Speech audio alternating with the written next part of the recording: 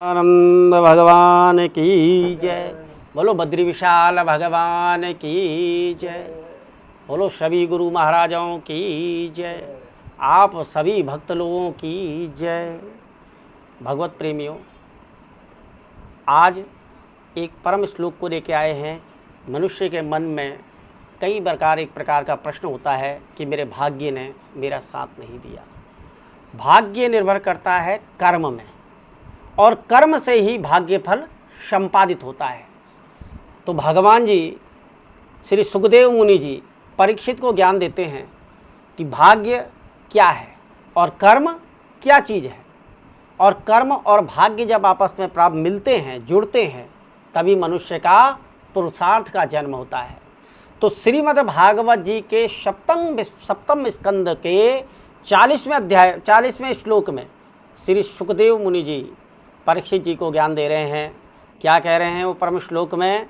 वो कह रहे हैं कि पथिच्युतं तिष्ठन्ति दिष्टरक्षितं गृहे स्थितं तद्विहस्तं विनिश्यति जीवत्यनाथोऽपि तदीक्षितो वने गुहेऽपि गुप्तोऽस्य हतो न जीवति।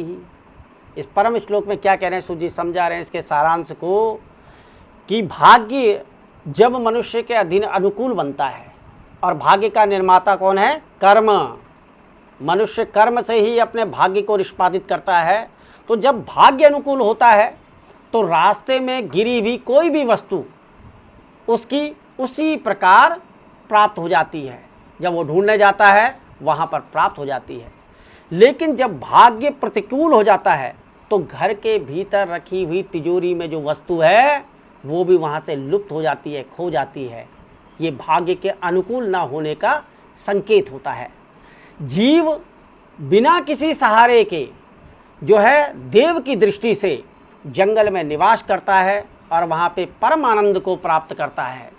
और जब भाग्य और देवता उसके विपरीत हो जाते हैं तो वो घर में भी सुरक्षित नहीं होता।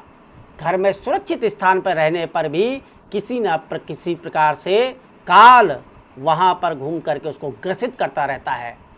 इसलिए भगवत प्रेमियों, अपने कर्म में भगवान नाम के स्मरण को जोड़ लो, क्योंकि भाग्य का निर्माता कर्म है।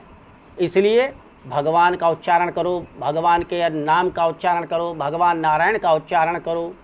जैसे भगवान नाम सबके लिए खुला हुआ है, ये जीव मनुष्य के सबको प्राप्त है। भगवान का स्मरण करो, भगवान का उच्चारण करो। बोलो सच्चिदानंद भगवान की जय।